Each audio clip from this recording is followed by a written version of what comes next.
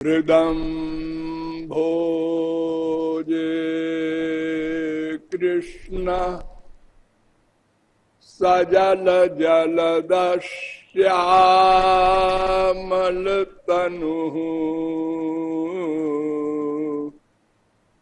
सरोजाक्ष स्रग्बी मुकुट कटकाद्याभरणवान्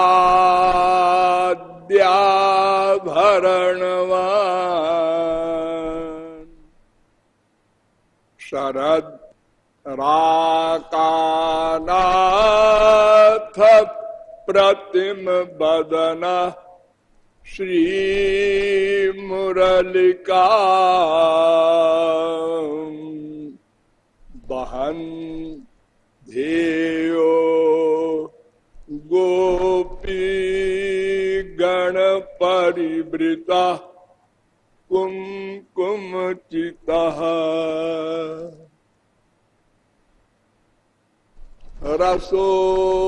रसोयः परमानंद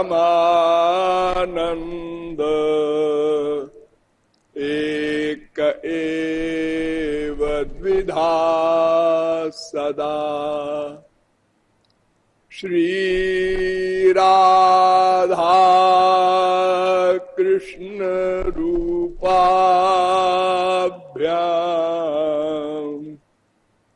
तस्यै तस्मै नमो नमः।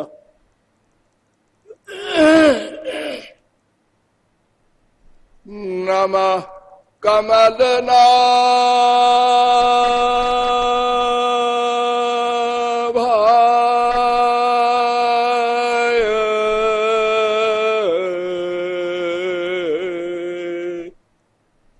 नमः कमलमालिने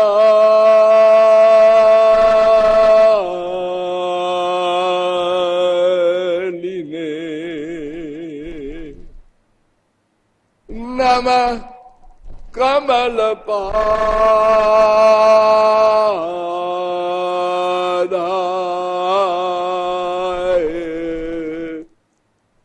नमस्ते कमले क्षण यो ब्रह्माणं विदधाति पूर्वं यो वै वेदांश्च प्रहिणोति तस्मै तग्वं ह देवमात्मबुद्धि प्रकाशं मुमुक्षुर्वै शरणमहं प्रपद्ये।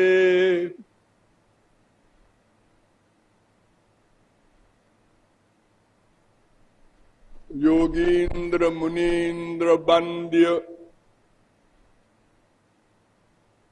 ब्रजेन्द्र नंदनांघ्रि युगल ध्यानावधानार्थियों, नियमानुसार थोड़ी देर हरिनाम संकीर्तन कर लीजिए, पश्चात विषय प्रारंभ होगा। भजो गिरिधर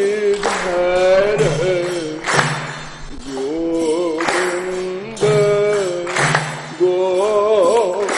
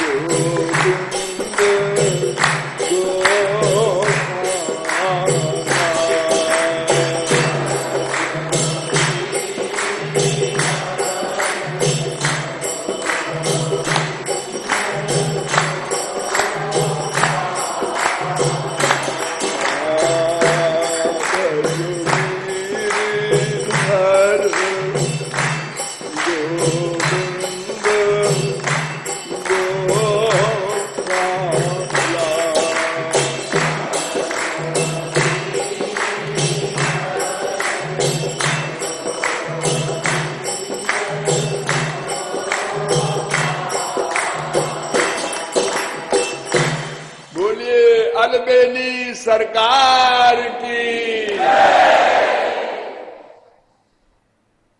अब आप लोग सावधान हो जाएं। अब तक मैंने आप लोगों को बताया कि विश्व में सर्वत्र वैषम्य है।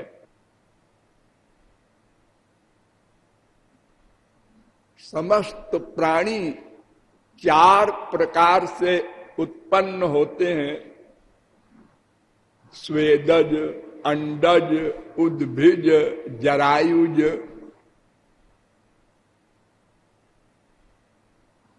और 3 प्रकार से वो संसार में रहते हैं। भूचर, खेचर, जलचर।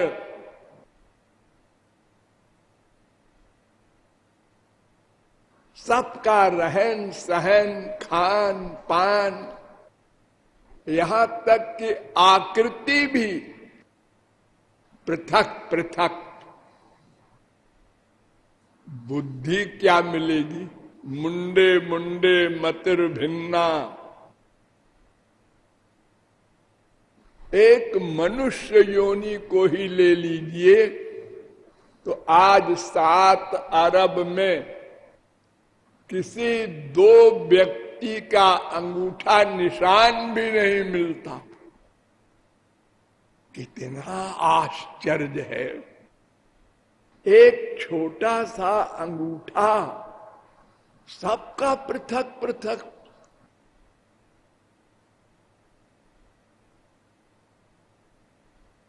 कुछ भोले भाले लोग कहते हैं ये संसार नेचुरल बन गया।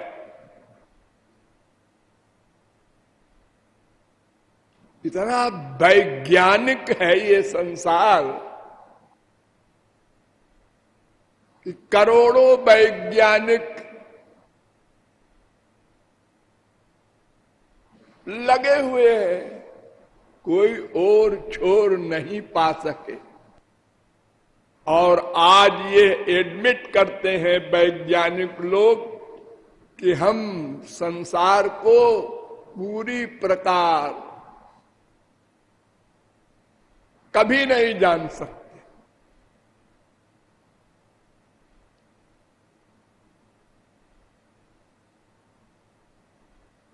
सच, भगवान की कृति को भगवान ही जान सकते हैं। अरे ब्रह्मा जिसने संसार बनाया, वो भी बनाने का ज्ञान नहीं था उसके पास, भगवान ने ज्ञान दिया हो।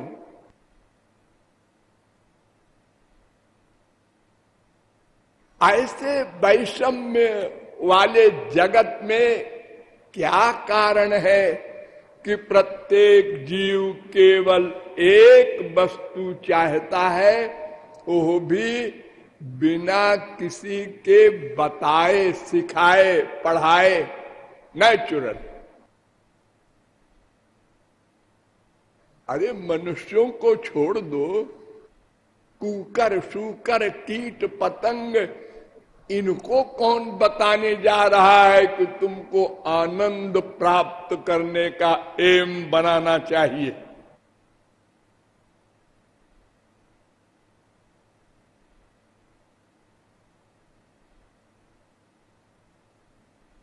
सभी जीव, वो चाहे चर हो चाहे अचर हो, चाहे जड़ हो चाहे चेतन हो। ये जड़ 2 प्रकार का होता है। एक जड़ जीव होते हैं और एक जड़ माइक वस्तु होती है।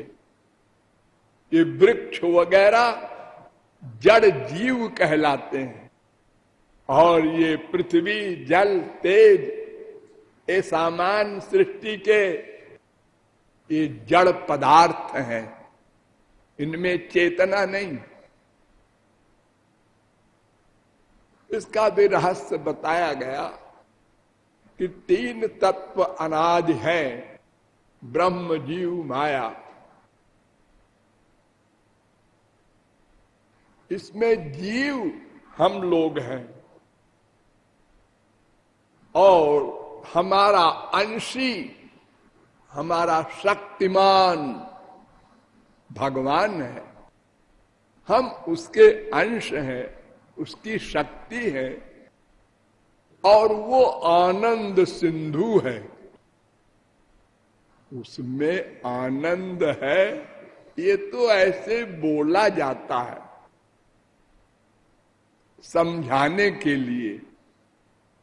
जैसे लोग कहते हैं समुद्र का पानी खारा है। समुद्र का पानी, तो समुद्र कोई बर्तन है? समुद्र माने क्या? बड़ा पानी, बहुत बड़ा पानी के समुदाय को समुद्र कहते हैं। अम्बुधि, अम्भोधि, जलनिधि।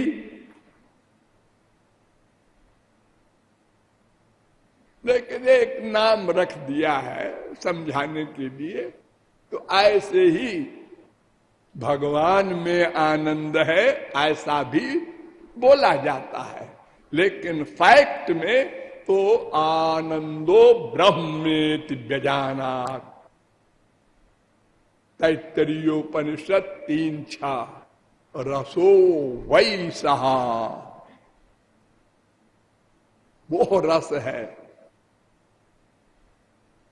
सा एष रसानाम रसतमः परमः। 1:3 छांदोग्योपनिषद। तो हम उसके अंश हैं, इसलिए आनंद चाहते हैं, चाहना पड़ेगा। और यह भी एक नियम है कि नहीं कश्चित् क्षणमपि जातु तिष्ठत्य कर्मकृत्। कोई जीव एक क्षण को अकर्मा नहीं रह सकता। अतएव आनंद के हेतु ही भी नहीं, प्रतिक्षण वर्क करेगा, करना पड़ेगा। कब तक? जब तक आनंद असली भगवान वाला, अनंत, अनलिमिटेड, अनंत काल वाला, प्रतिक्षण वर्धमान वाला दिव्य न मिल जाएगा, तब तक। जीव की परिभाषा बताई गई कि जीव भगवान की शक्ति है। नंबर 2 तटस्थ शक्ति है।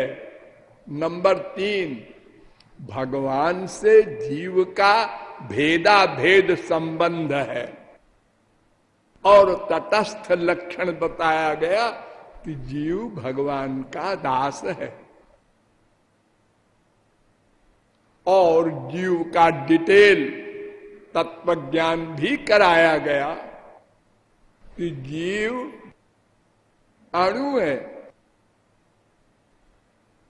अणु प्रमाणात कठोपनिषद 1:2:8, एषोणुरात्मा मुंडकोपनिषद 3:1:9, बालाग्रशत भागस्य शतधा कल्पितस्य च भागो जीवा सविज्ञेय श्वेताश्वतरोपनिषद 5:9। ये सब वेद मंत्र कह रहे हैं कि जीव अणु है। सूक्ष्माणामप्यहम जीवः, पुराण भागवत कह रहा है 11:16-11। सूक्ष्मता पराकाष्ठाम प्राप्तो जीवा। आचार्यगण कह रहे हैं सूक्ष्मता की जो अंतिम सीमा हो, इतना सूक्ष्म हो कि कोई वैज्ञानिक आज तक देख नहीं सका। मृत्युशील व्यक्ति को घेर कर तमाम मशीनें लगाकर वैज्ञानिक लोग रिसर्च करते रहे कि देखो जीव किधर से निकलता है, किधर को जाता है, तो मर गया। किसी को पता ही नहीं चला किधर से निकला, आंख से कि कान से कि नासिका से कि मुख से।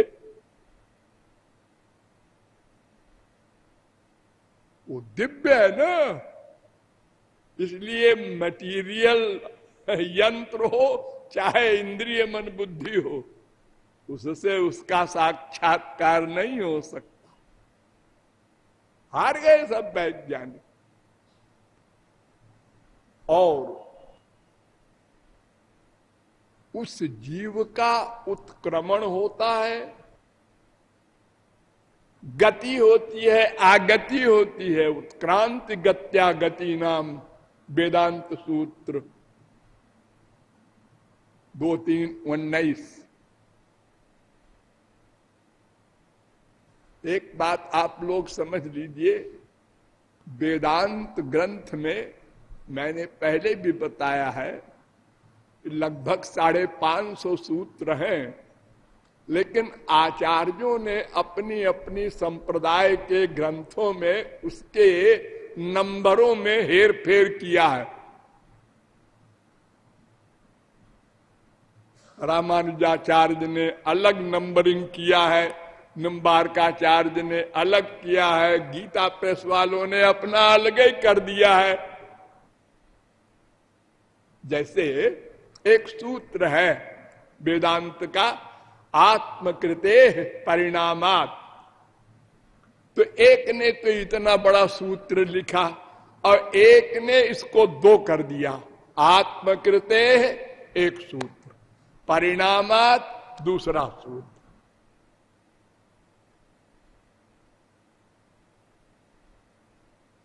व्यतिरेको गंधवत तथा च दर्शयति, ये 2 सूत्र हैं। एक आचार्य ने दोनों को मिला दिया, व्यतिरेको गंधवत तथा च दर्शयति, इतना बड़ा सूत्र। इसलिए नंबर में बहुत गड़बड़ हो गई है। तो वेद कहता है स यदा अस्मात् शरीरा दुत्क्रामत सहाई बैतई सर्वैरुत्क्रामत, कौशिक की उपनिषद 3-4। ये वै के अस्मात् लोकात् प्रयंत गति, कौशिक की उपनिषद 1-2। तस्मात् लोकात् पुनरेत तस्मै लोकाय कर्मणे 4-4-6 बृहदारण्यकोपनिषद। ये सब वेद मंत्र कह रहे हैं कि जीव का उत्क्रमण होता है, गति होती है, आगति होती है, इसलिए वो विभू नहीं है, सर्वव्यापक नहीं है, और शरीर परिमाण भी नहीं है। एवंच आत्मा आकार्ष्यम 2-2-32 ब्रह्म सूत्र। शरीर परिमाण कैसे कहोगे जीव को? अगर कहते हो तो हाथी का जीव कितना बड़ा होगा? जितना बड़ा हाथी है, फिर उसको चींटी बनना है अगले जन्म में, तो इतना बड़ा जीव चींटी में कैसे समाएगा? न च पर्यायाद्यपि अविरोधो विकारादिभ्य 2-2-33 अंत्यावस्थितेश्च उभय नित्यत्वात् अविशेषा 2-2-34। इन ब्रह्म सूत्रों के द्वारा वेद व्यास ने सिद्ध किया कि जीव शरीर के बराबर नहीं है, वो अणु है। और अणु है, इस बात को सिद्ध करने के लिए 10 सूत्र बनाए।